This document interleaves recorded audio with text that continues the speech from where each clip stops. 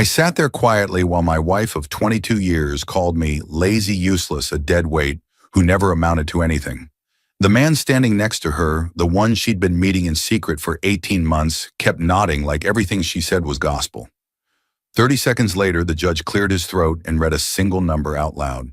My wife turned the color of ash, and her knees buckled so hard the bailiff jumped. That's how it started. Not with paperwork or an argument in the kitchen, or some long, drawn-out marital fight. No, it started with my wife of 22 years calling me a useless burden in front of a room full of strangers. I remember standing at the respondents' table, hands clasped in front of me, listening to Melissa's voice echo through the tall courtroom ceilings. The place smelled like old wood and lemon polish, typical for the Franklin County building downtown.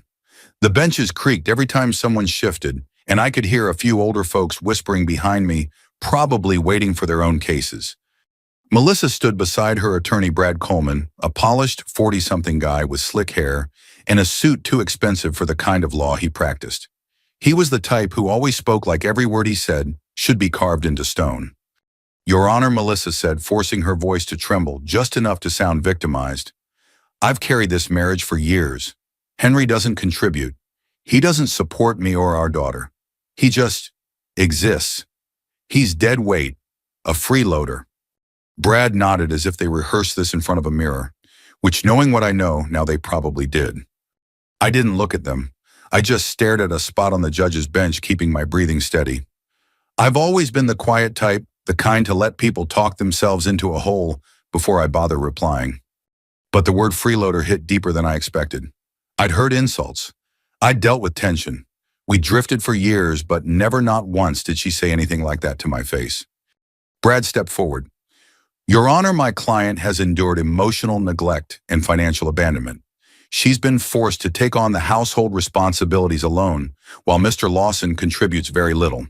She seeks full custody, the marital home, and a reasonable share of assets." Reasonable share, he meant 60%, and Melissa nodded like it was nothing. My attorney, an older fellow named Richard Benton, who looked like he'd been practicing since the Ford administration, nudged me gently. "Easy, Henry. Let it play out." But I wasn't angry, not yet, just tired. Tired in the bones in your back, weight on your shoulders way only a man in his 50s can really understand. Judge Cunningham flipped through the paperwork, his brow wrinkling. The man was in his 60s, gray mustache, stern yet fair. He adjusted his glasses, reading the documents carefully. Finally, he cleared his throat. "Mrs. Lawson, Mr. Coleman," he said slowly, "are you both aware that Mr. Lawson reported a gross income of approximately $450,000 over the last fiscal year?" The room went very still. Melissa blinked at him as if she hadn't heard correctly. "I'm sorry," she whispered. "How much?" $450,000, the judge repeated louder this time, and similar amounts in the previous years. Brad's face went slack like a mask slipping. Melissa swayed on her heels and grabbed the edge of the plaintiff's table. The judge turned toward them with genuine confusion. "So an annual income of $450,000 is considered freeloading now." A wave of quiet laughter rippled from the gallery. Someone muttered, "Wish I freeloaded like that." Melissa shook her head, voice cracking. "I didn't know, he never told me." I finally looked at her. Years of late-night drives home after client sites, coding until 2 in the morning, sleeping on airport chairs during project rollouts. All those nights spent thinking I was building something for our family. She never asked, she never cared to know. The judge set down the documents. "We will need additional testimony and clarification at a second hearing. This matter is far from settled." Brad tried to recover. "Your Honor, if we may." "No, Mr. Coleman," the judge cut him off sharply. "Based on these findings, we will reconvene in 2 weeks. Court is adjourned." The gavel struck like a firecracker. Melissa sank into her chair, staring at me like she was seeing a stranger. Brad whispered something harsh to her, but she didn't respond. I walked out of that courtroom with my shoulders stiff, my breath uneven. Outside, High Street was busy with lunch traffic. A bus rumbled by, brakes squealing. The wind carried the smell of roasted coffee from the shop on the corner. But all I could hear was her voice in my head. "He's dead weight, a freeloader." Funny, I'd worked night after night, year after year, thinking the long hours were worth it, that providing quietly was the same as showing love. Maybe that was my mistake. As I reached the bottom of the courthouse steps, a truck rolled past with a faded VFW post, 4931 bumper sticker. It tugged loose an unexpected memory, in old summer cookout burgers popping on the grill. Abby running around the parking lot with a water balloon, Melissa laughing beside me with a paper plate in her hand. That memory stung worse than the courtroom. Because that version of us, that life felt like it had died a long time ago. And maybe today was just the funeral.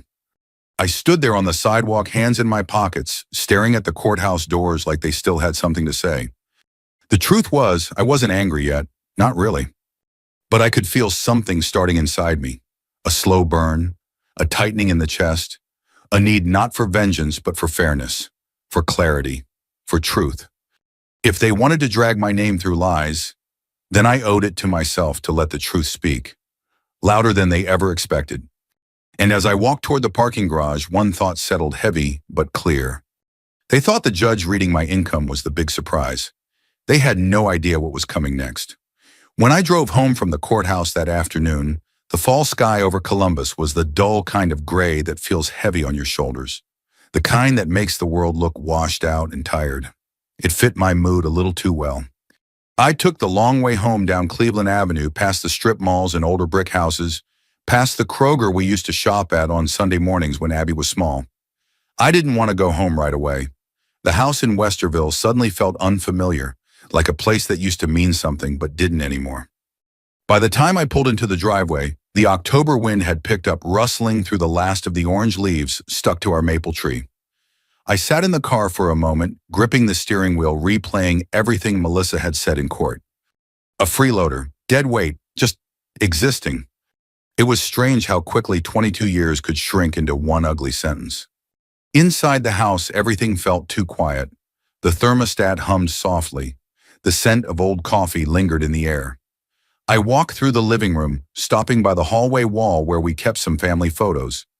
Christmas at the church hall, Abby's 8th grade graduation, a 4th of July barbecue at VFW Post 4931. Standing there looking at all of them, it hit me how far we drifted.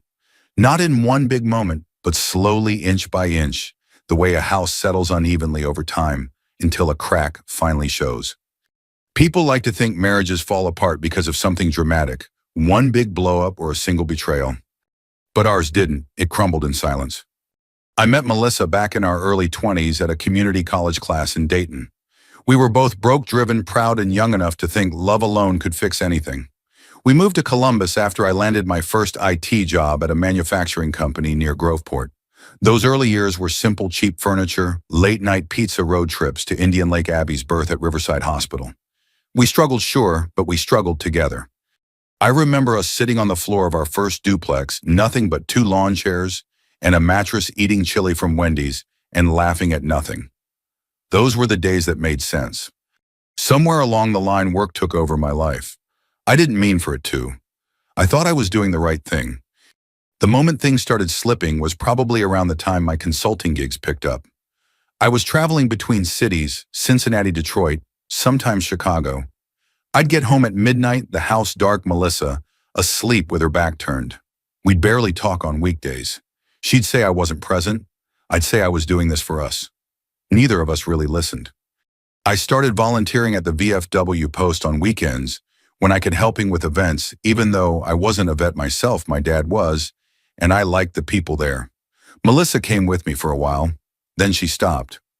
When she did show up, I could tell she felt disconnected, like she was standing in a room she didn't belong in anymore. People assumed the affair was the beginning of the end, but honestly, it was just the symptom. The real ending started long before that. I first noticed something was off the night she came home late from helping her sister with a legal issue. She smelled like cologne, fancy stuff Brad would wear. Her cheeks were flushed. When I asked if everything was okay, she snapped at me like I'd accused her of a crime. After that, the excuses multiplied. Working late, meeting a friend, helping Brad review a contract for her aunt, going to a women's Bible study that didn't seem to have many women in it. Then came the phone calls she'd take in the hallway.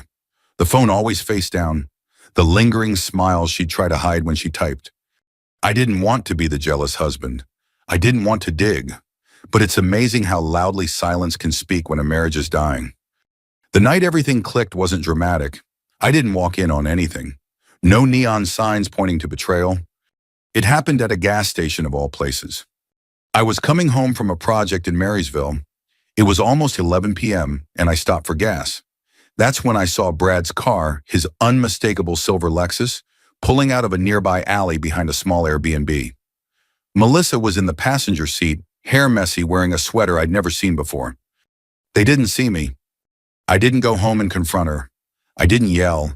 I didn't throw anything. I sat in my car in that gas station parking lot, staring at the glowing LED sign advertising 2 for $3 hot dogs. My hands were shaking, not with anger, but with something deeper, a mixture of heartbreak and exhaustion. The kind where you tell yourself, this can't be happening, even though your gut knows it is. When I got home, I found her already in bed pretending to be asleep. I stood in the doorway for a long time looking at her. I could have ended everything that night, but I was too numb to feel anything. So I did what I always do. I worked, and I watched, and I listened. A few days later, I logged into our shared laptop to find some documents. That's when an email popped up, an auto-forward she forgot to turn off. It was from Brad. Once we make him look broke on paper, the judge will have no choice but to rule in your favor. My hands went still. A coldness ran through me, not rage, not yet, but something sharper. Something that told me the fight ahead wasn't just about infidelity. They were tampering with my life, my work, my finances, trying to rewrite the story of a man who had spent decades keeping this family afloat. I printed the email, then another and another. Proof of the affair, proof of the manipulation, proof of the lies. I stood there in the soft glow of the desk lamp, pages in my hand, feeling the last thread of the marriage snap. But revenge didn't come to me right away. Honestly, the first thing I felt was grief. Grief for the woman I married. Grief for what we used to be. Grief for the 22 years I thought meant something to her. That grief sat on my chest like a stone. Then slowly another feeling crept in. Not anger, not hatred. Purpose. Because if she and Brad wanted a war built on lies, then I'd show them what happens when the truth is louder. And that night, as I turned off the lamp and walked upstairs, I made my decision. I wasn't going to scream. I wasn't going to fall apart. I was going to fight fairly, quietly, precisely. And with the truth as my only weapon. When the sun came up the next morning, the house felt different. Not emptier. Just quieter in a way that made me notice sounds I'd ignored for years. The hum of the refrigerator, the soft click of the furnace turning on the creak of the hallway floorboards. Funny how silence gets louder when you know a truth you can't unknow. I made coffee the same way I always did, black drip machine off-brand grounds from Kroger, but it tasted different, bitter metallic. Maybe it was just me. Maybe it was everything. I sat at the kitchen table with the printed emails spread out in front of me. Some showed affection between Melissa and Brad. Others showed strategy, how to portray me as absent, unstable, broke. But the worst ones weren't about the affair. They were about the taxes. I'm not a lawyer, but I know numbers. I could see immediately that one of our joint returns had been altered, a deduction missing here, income shifted there, and the signature, it wasn't mine. Brad must have filed something on our behalf with Melissa's blessing. They hadn't just betrayed me emotionally. They'd crossed into federal territory. I felt my pulse in my throat as I stared at the papers. A younger version of me would have stormed into the bedroom, thrown the documents on the bed, demanded answers. But the man I was at 54, I just felt tired. And that tiredness is exactly what kept me calm enough to think clearly. If they wanted to make me look like a freeloader, they'd have to destroy my financial credibility. And if they'd falsified tax info to do it, that was something I could use. But as soon as that thought formed, guilt followed right behind it. Was I really about to blow up the life of the woman I'd once loved? The mother of my daughter, was revenge worth that? Then I thought about Abby, her soft voice telling me just last month, "Dad, you're barely home anymore. Mom says you don't care." Melissa had been poisoning the well for a long time. Suddenly, the guilt didn't feel so heavy. Still, before doing anything, I needed clarity, someone to tell me whether what I suspected was real or just a product of heartbreak. So I grabbed the stack of documents and drove over to a small CPA office near Westerville Square. My buddy Tom Jensen worked there. We weren't close, but he was honest, steady, the kind of guy who fixes your numbers without judging your chaos. I walked into his office unannounced. He raised his eyebrows when he saw the bundle in my hand. "This looks like trouble," he said. "You have no idea," I replied. I sat across from him while he combed through the papers. He didn't rush. Tom never rushed. He tapped his pen a few times, squinted, and muttered under his breath. Finally, he set everything down. "Henry," he said, looking me dead in the eye, "this isn't sloppy bookkeeping. This is intentional." My throat went dry. Intentional how? They shifted income, omitted forms, adjusted deductions, and unless you signed a version I'm not seeing, someone forged your name. I felt heat rise up my neck. Not anger, just the realization that everything I'd been holding together was now officially shattered. Tom continued, "You need a lawyer? Not a mild one, a real one." I nodded, slid the papers back into the folder, and walked out into the cold parking lot. The wind stung my face, but it helped. It made me feel awake again, alive. As I sat in my truck, I remembered the VFW fish fry the month before. A retired Marine, Jack Collins, told me something I'd brushed off at the time. When someone takes a swing at your honor, kid, don't swing back. Just step aside and let the punch break their own hand. Back then I laughed it off, but now it felt like prophecy. I decided to visit Jack. He lived in a small ranch house near Inniswood Metro Gardens. The man was pushing 70, but still sharp as a tack. He opened the door and said, "You look like hell, Henry. Get in here." I handed him the folder. He put on his reading glasses and sat at his kitchen table with a steaming mug of black tea. He didn't interrupt, didn't react, just read everything. When he finished, he pushed the papers back toward me. "So he said they want to bury you. Looks that way. And you want revenge." "I want fairness," I said quietly. "I want the truth to mean something." Jack nodded approvingly. "Good. Then don't raise your voice. Don't get dramatic. Just build a case so tight they suffocate in it."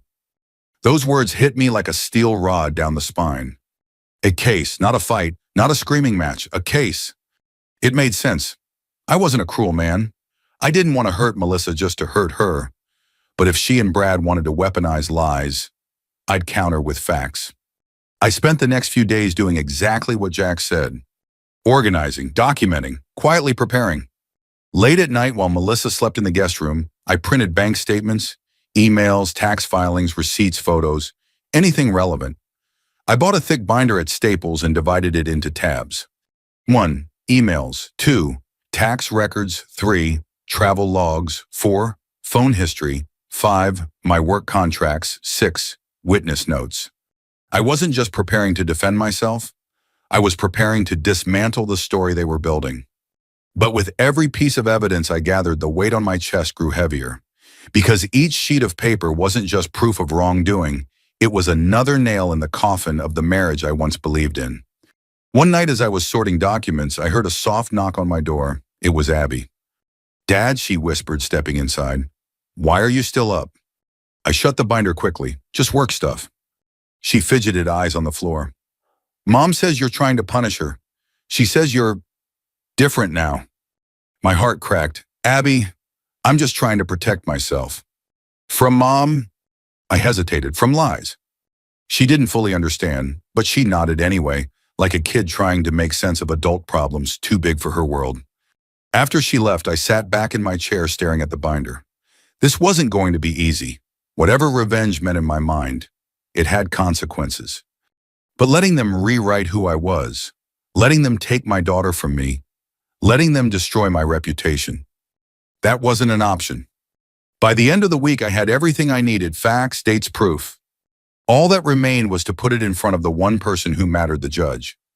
As I snapped the binder shut, a wave of calm washed over me. I wasn't angry, I wasn't broken, I wasn't lost. I was ready. And the truth, once it stepped into that courtroom, was going to be louder than any lie they told. 2 weeks later, when I walked back into the Franklin County Courthouse, I felt strangely calm, not triumphant, not vengeful, just steady, like a man who had finally stopped apologizing for breathing. The hallway smelled like old paper and burnt coffee from the tiny kiosk on the first floor. The elevator dinged with that tired, hollow sound it's had since the early 90s.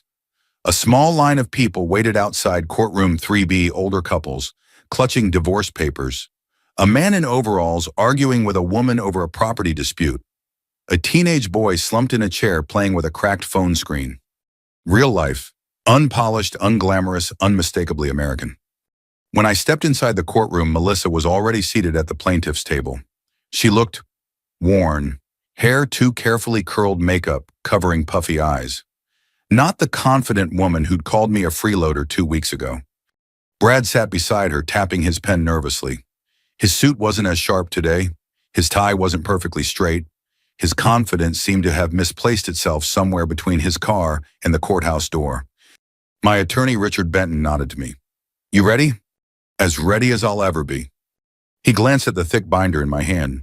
"Once we start, there's no turning back." "I know." The judge entered, his black robe swaying slightly as he settled into the high-backed chair. "Let's proceed," he said. Brad stood and launched into his opening statement, but his usual smug tone was missing. "Your Honor, we maintain that Mr. Lawson has been unstable, absent financially." Judge Cunningham held up a hand. "Mr. Coleman, before you continue, I want to address the financial documents submitted last session." Brad swallowed. "Yes, Your Honor." "You claim Mr. Lawson had contributed very little to the marital estate, yet the records show substantial income significantly higher than what was originally presented." Brad forced a grin. "Well, Your Honor, we may have overlooked." Overlooked, the judge narrowed his eyes. "Mr. Lawson's income exceeded $400,000. I do not consider that something one simply overlooks." Melissa shifted uncomfortably. Brad tugged at his tie. Richard stood calmly. "Your Honor, if it pleases the court, the respondent would like to enter additional evidence regarding those discrepancies." The judge nodded. "Proceed." I opened the binder.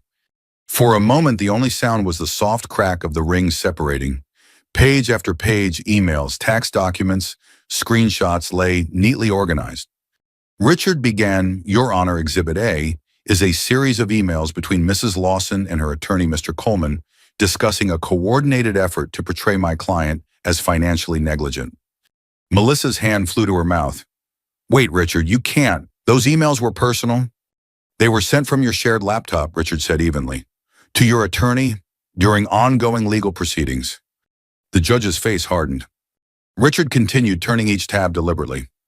Exhibit B, edited tax forms. Exhibit C, messages showing Brad advising Melissa on how to frame me in order to sway custody.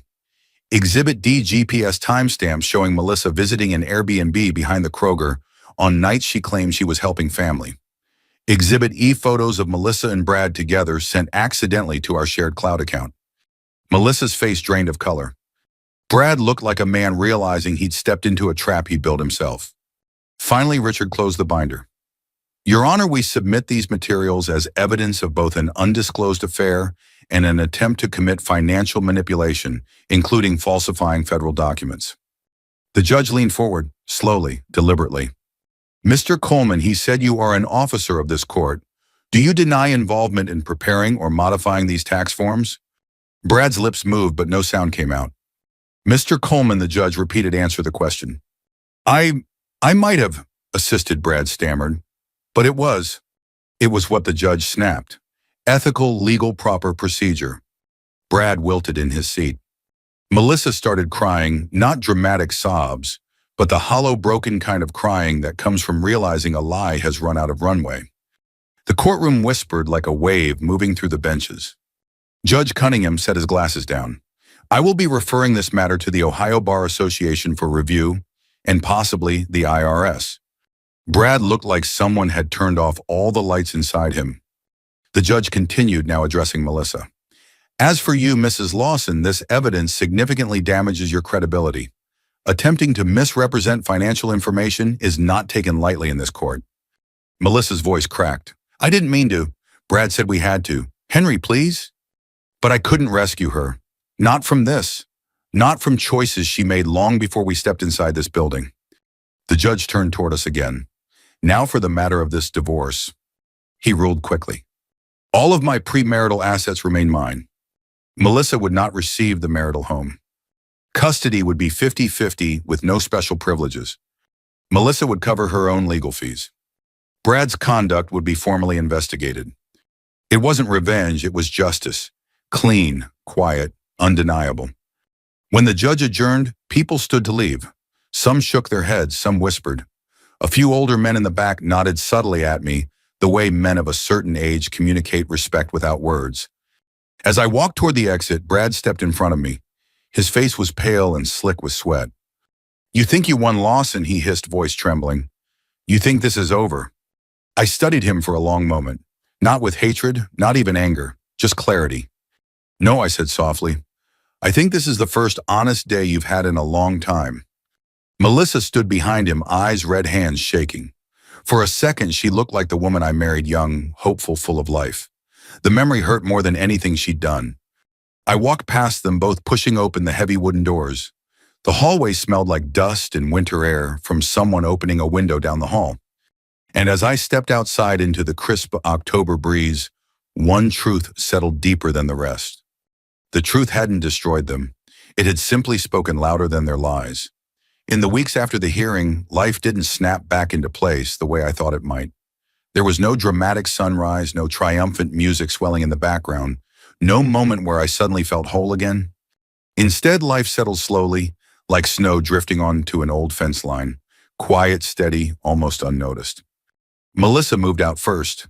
She packed her things into a few cardboard boxes, refusing to make eye contact with me as she loaded them into the back of her sedan. She never gave a long speech, never apologized. She just said, "I'll pick up Abby after school next week," and drove off without turning around. Her new apartment was a small 2-bedroom near a giant eagle off Sunbury Road. It wasn't far, but it felt like a lifetime away from the house where we'd raised our daughter. Brad He vanished from every ad and billboard in Columbus within a month. His law firm issued a cold rehearsed statement about conduct inconsistent with firm values. Word got around the courthouse that an ethics panel had opened a full investigation. Someone told me they'd seen him coming out of the Bar Association building, looking like a man losing pieces of his future with every step. I didn't feel satisfied hearing that. Not happy, not victorious. Just settled. That's the thing about getting older. Revenge doesn't taste sweet, it tastes like closure. My own life shifted into something simpler. On weekday mornings, I'd walk into the Tim Hortons on State Street. The cashier, a kid barely old enough to shave, eventually learned my order. Black coffee, 2 creams on the side, no sugar. "Morning, Mr. Lawson," he'd say. And I realized how strange it was hearing my own name without tension behind it. I took on fewer travel-heavy contracts, more remote work, more time at home. My evenings weren't spent hunched over a laptop until midnight. Sometimes I just sat on the porch with a fleece jacket on, watching cars roll by under the streetlights. Peaceful moments I didn't realize I'd been starving for. Abby split her time between us. The first few weeks were rocky. She didn't know what to believe, and I didn't pressure her. I picked her up from school every other day, letting her talk about teachers and tests and her friends' drama. She avoided mentioning her mother at first. Then one night, as we were finishing dinner, just simple spaghetti with jarred sauce, she set her fork down and looked at me carefully. "Dad," she said, "Mom told me you were trying to ruin her life." I swallowed. "I'm not trying to ruin anything." She studied my face like she was searching for cracks in the truth. "I know," she finally whispered. "I can see that now." Those 7 words hit me harder than any courtroom victory. She leaned back in her chair. "Mom, she seems different lately. Tense. And she gets mad when I ask questions." "You don't need to take sides," I told her softly. "You just need to be honest with yourself and with us." She nodded, then gave a small, sad smile. "I'm glad you're not yelling or breaking stuff. You're just steady." Her voice wavered. I needed that. After she went to bed, I sat in the quiet kitchen for a long time, the overhead light buzzing softly. For the first time since everything started, I felt something warm in my chest, something like healing. The final hearing to settle the paperwork was short, unemotional. Melissa barely met my eyes. The judge signed off on everything: custody, assets, fees. I walked out with legal dignity intact and, more importantly, with my integrity untouched. Melissa walked out with something else: consequences. But I didn't celebrate that. Not because I pitied her, but because I finally understood something important. Revenge is rarely about hurting someone. It's about proving to yourself that their lies don't define you. A week later, I stopped by the VFW post for the first time since the court case. The Friday fish fry was already underway, grease popping in the deep fryer, laughter echoing from the back hall, old veterans telling the same stories they'd told 100 times before. Jack Collins sat at a table near the wall, eating a plate of cod with tartar sauce. He looked up when I walked in. "Well," he said, "looks like they didn't break you." I pulled out a chair. "Guess not." "You look lighter," Jack said, pointing his fork at me, like a man who finally shook a weight off his shoulders. "More like, set it down," I replied. He nodded. "That's the better way." We talked for a while about Abby, about work, about life after 50. Jack said something that stuck with me. "Truth is a quiet friend, kid. Doesn't show up in a fancy suit, doesn't shout, just stands behind you when it matters." That felt right. That felt like everything I'd lived through. Later that night, as I drove home through the soft glow of streetlights, I rolled the window down and let the cool Ohio air fill the truck. It smelled like leaves and chimney smoke, the unmistakable scent of fall rolling into winter. When I pulled into the driveway, I paused before getting out. Abby's bedroom light was on upstairs. The house looked warm, lived in, peaceful. And I realized I wasn't angry anymore. Not at Melissa, not at Brad, not even at myself. The only thing left was gratitude for the truth. It had spoken when I couldn't. It had defended me when I felt small. It had stood tall when lies tried to steal my name. And that's what I want people to understand about revenge. Real revenge, not the kind you see in movies. It isn't fire. It isn't shouting. It isn't chaos. It's clarity. It's standing your ground without lowering yourself. It's letting the truth walk into the room first. And if you're still listening, maybe late at night or during a quiet morning drive, let me leave you with this. If you've ever been underestimated or lied about or pushed into a corner like I was, remember, you don't need rage to fight back. You don't need to destroy anyone to win. Just let the truth speak loud enough that you don't have to. And if stories like this help you feel a little less alone, if they remind you of your own strength, feel free to subscribe, share, or tell a friend who might need to hear it. And if you've ever been in my shoes, would you have exposed the lawyer too? I'd like to hear your story.